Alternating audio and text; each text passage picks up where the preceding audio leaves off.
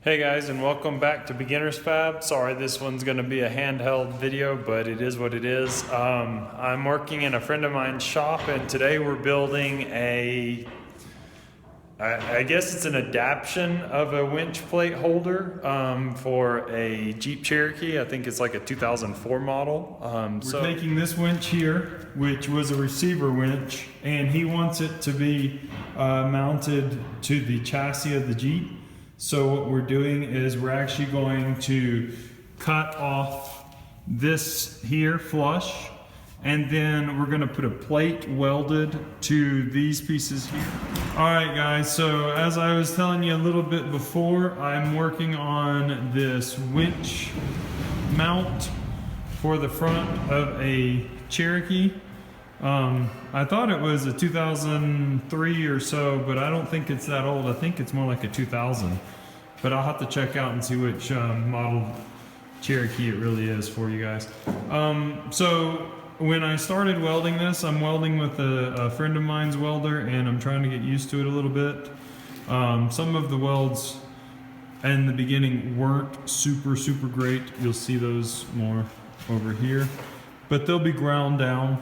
This will all be flush on top, and then I have interior welds as well. I don't know if you guys can see those up in there or not, but I do have interior welds up in there. So what I've done pretty much is we took a bit of 3/16 plate, and then we used two pieces of that 3/16 plate, welded it together, and then I ended up using some architectural angle iron, which is an uneven angle. It's 1.5 by 2, and it has the rounded radius on the inside instead of it being a square joint on the angle on the inside, so it gives it a little bit more strength.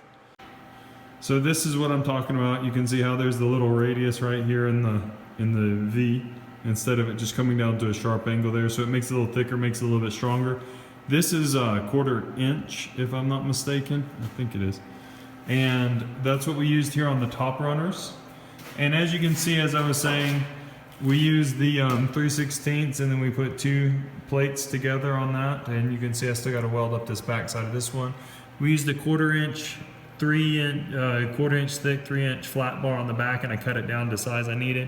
Made a little bit of a cut down there because this, once again, will be mounting under his, well, kind of under his front bumper. It's where the tow hooks go on the bumper, so it's inside that little plastic grill on the bottom, and it's gonna like swing out in front of his bumper, and then the winch will be pretty much level with the bottom of the grill. The winch plate will be. So that's kind of what I've got going on now. This is actually a prototype that I'm putting together too. We're gonna probably make a few of these and then sell them. Working on one for a Toyota as well at the moment. So that'll be happening here soon. And here's the winch plate that we're using to mount on top of it. So I'll be cutting these runners, or these folded bins, off on both sides, and then we'll be cutting the hitch receiver piece off, and then that plate will be sitting directly on top of these runners. We'll drill the holes, and then that will mount to it. I should be back in the shop in a couple of days and finishing it up. So once I get that done, I will let you guys know. And then as I do the final work on drawing it up, because we're gonna start making this a more streamlined process for these things, making everything out of fewer pieces that are thicker and that kind of stuff. And then once I do all that, I'll show you the next one when I get that done. So today we actually finished up this winch plate or winch fixture for this Jeep WJ Cherokee. My friend Moises, who owns this shop, is who actually installed this bar here. He installed this bar that runs here all the way across, and he painted it.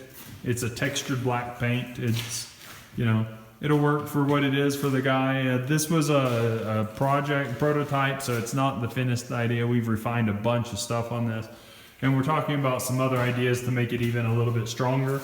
Once you have it all together, it's not really that hard to put together or whatever. So we could probably turn these out for a pretty decent price and they would be really, really strong. I hope you guys enjoyed the video. I hope you guys enjoyed this project as well. I know it wasn't as much of a detail-oriented piece, but it was something to keep in mind. The arms ended up being 3/8 thick, and then the upper rail pieces were 1/4 inch or 3/16. Moises, what were they? Estos?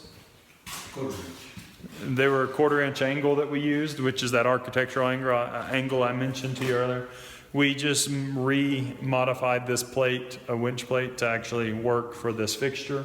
And then on the back, I put some spacers, which I'll show you in some photos here, of, sorry, it's snowing outside, of some tube so that the caps on the nuts would, the shoulders on the nuts would actually tighten enough and make it work like it should. So it turned out pretty strong.